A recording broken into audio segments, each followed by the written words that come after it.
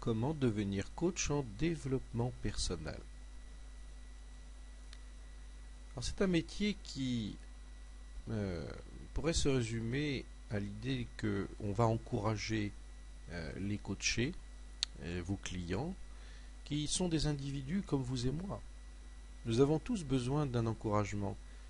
Rappelez-vous quelquefois lorsque vous étiez déprimé, découragé par telle ou telle situation, ou lequel vous ne voyiez pas finalement les résultats se manifester devant vous, et vous tourniez en rond, vous aviez l'impression finalement que vous n'aviez plus la possibilité de reprendre la main.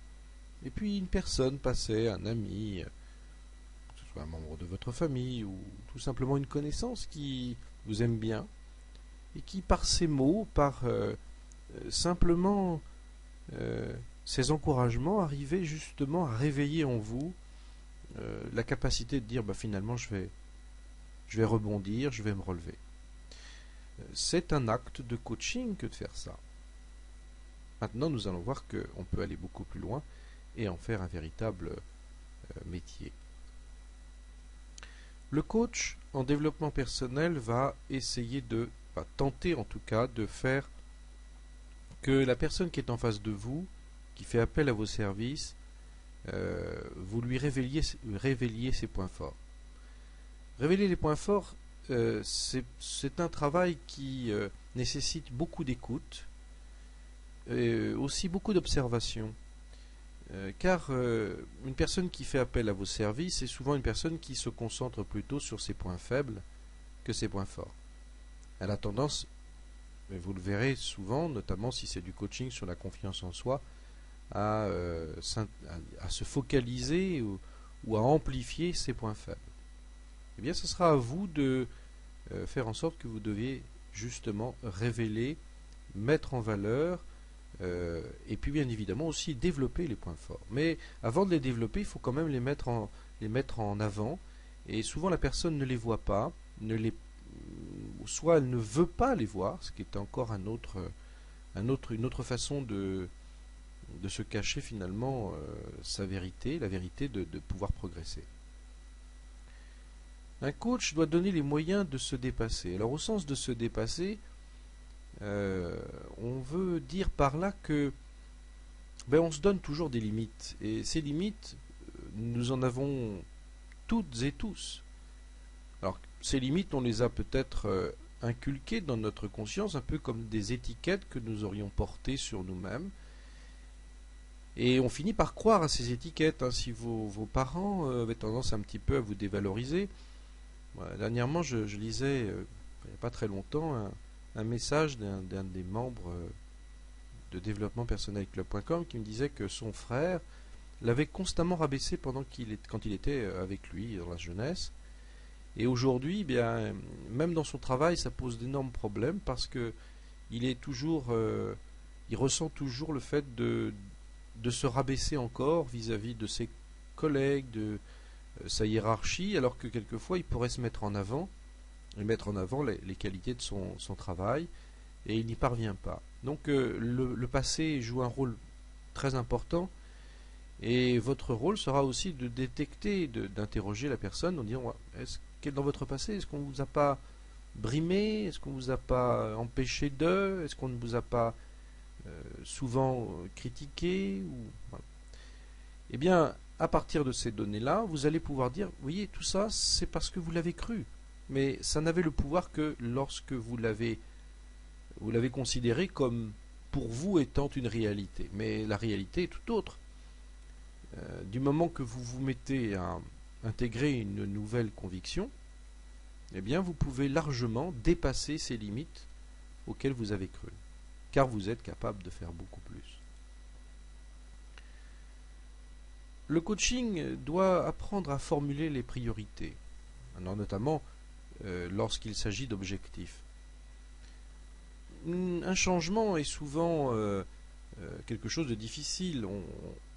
Naturellement, on a des freins internes, la force d'inertie est toujours là. Alors, l'idée, c'est que un coach doit apprendre à formuler le mieux possible cet objectif. Et ça, c'est loin d'être évident. C'est-à-dire que se fixer un objectif, c'est pas dire je voudrais, je voudrais par exemple apprendre à être plus confiant, ou je voudrais pouvoir atteindre l'indépendance financière. Tout ça, ça n'est que des intentions. Mais les intentions, on dit souvent, ce sont des chèques sans provision. Non, des priorités et des objectifs, et les formuler, c'est tout un art, c'est une technique et un protocole assez exigeant. Vous verrez que là, vous allez avoir un rôle prépondérant, parce que beaucoup de gens vont se rendre compte que se fixer un objectif, c'est quelque chose d'exigeant, mais le résultat est au bout quand même, la récompense.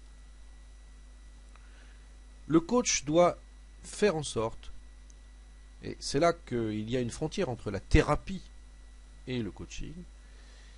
La thérapie peut se concentrer sur le problème pour essayer de finalement le traiter, alors que le coach, lui, n'a pas cette vocation. Le coach, lui, doit se focaliser sur les solutions. Je ne dis pas qu'il ne doit pas s'intéresser aux causes, mais lui n'est pas un thérapeute, il est quelqu'un qui va aider la personne elle-même, je dis bien elle-même, à régler son problème. Et pour ça, le coach ne doit pas faire perdre le fait que celui qui est coaché doit toujours avoir l'esprit concentré sur ce qui va lui apporter des résultats, donc les solutions. Moi, j'ai l'image d'un tuteur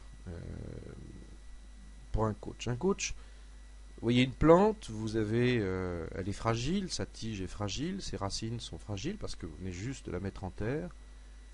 Alors, si c'est un arbuste ou... Alors il est au gré du vent, il peut parfaitement se coucher s'il y a des intempéries, ne pas être bien enraciné dans le sol. Donc on va y mettre un tuteur, et le tuteur va l'aider à prendre la bonne direction, et en cas de situation où il a tendance à pencher, au contraire il va être droit. Mais au bout d'un moment on enlève le tuteur, parce que le tuteur c'est pendant un moment.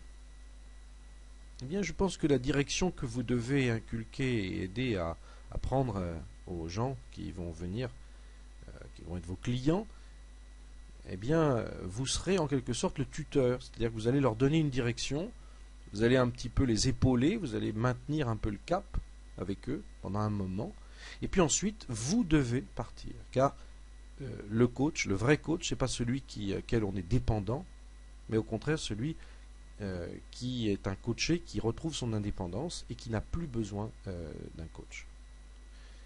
Voilà les points essentiels. Et enfin, bien évidemment, tout ça c'est pour un objectif principal, on va dire général, c'est que nous possédons tous et toutes des ressources absolument infinies. On ne connaît pas les contours en tout cas de nos ressources, tellement elles sont considérables.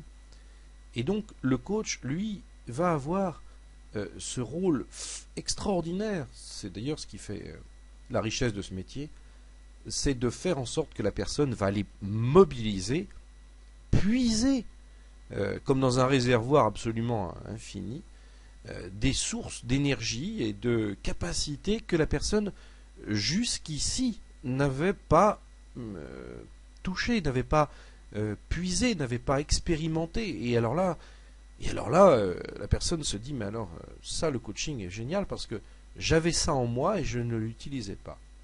Mobiliser les ressources endormies, c'est vraiment la quête du Graal, mais accessible celle-ci pour ce métier. Voilà, on se retrouve pour la prochaine vidéo. Méditez bien sur ces principes que vous devez intégrer. N'essayez pas d'aller au-delà.